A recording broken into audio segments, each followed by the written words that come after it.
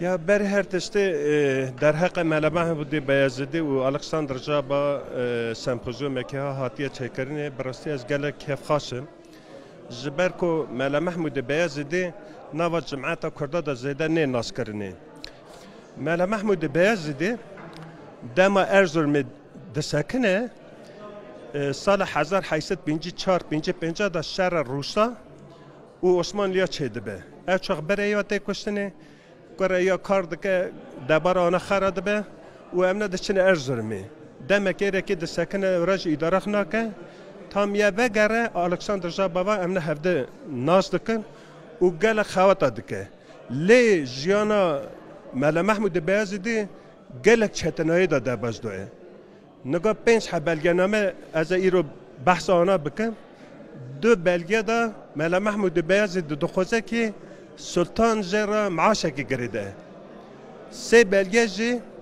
یه وزارت یه باب علی و یک ولایت ارزرمه نابر هفته دا دخوزن معاشه که بدن ملا محمود بیازدی لی نادن یعنی از بره کش دخوزم اره هر چقاس ام بحثا برهف کرنا یا ادبیات یا دکن لی جیانا یا جی گلک زحمتی در باز بی آخته چه استنبول گوتنه گوتی از دخوزم ایجی بشم دیچه انسان کشبر و گورانه دما پتر لچ سال 1858 درباره مموزین احمد خانی نرخاندنه که دکه دبیجه اف کتب دستانه که نتویه ای چاقه دما ما اف نویسا خوند براستی ملا محمود بیازدی کتا قادا مرقامن دما ما بازید سالنامه احمد خانی ما دوشاند و از سرکاتیا کمالا احمد خانی ما دکر هیدی ام درباره احمد خانی و ملا محمود بیازدی گلک بلگه و دوکومان کتنه دستمه نگاه ای روزی از وی سمپوزیومی دا چند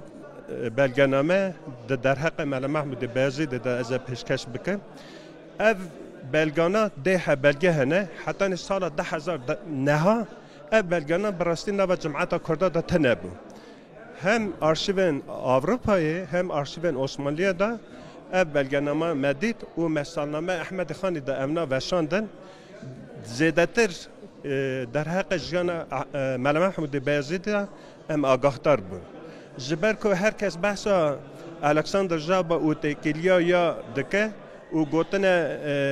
الکساندر جابا در حق ملا محمود بیازدی هیه لی آرشیو دا بلگه دا سال 1800 دا مروه که روژاوایی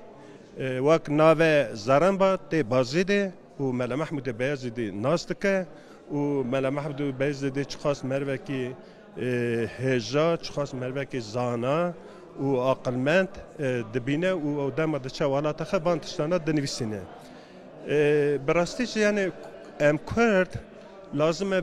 وانه هایدار بن جبر کو 105 سال بری اف آرشیو که کرده هاتیه چیکرنه و مخابن دم آرشیوات کتابخانات تنبه دچن آرشیو ملت دنه و باش ام دچن دور وانا دگرن وانا جار کردن هل ددن دینه و سر وانا نقاش دکن یعنی از باورم بره که گلک آگاهی در حق ملا محمود بیازدی دور گوتنه ملا محمود بیازدی 105 سال بری افتشتا گوته براستی جبوم گلک گرینگه دبیجه کردستان ده ار که هنر زمان دیروک و چاند تنه به افته معنا علامت قیامته یعنی هر کیت نخوزی جیانت دا جواتت دا ولاتت دا قیامت را به دویت چاند ادبیات زمان دیروکه خودی درکوی و بوی پشتراست ویا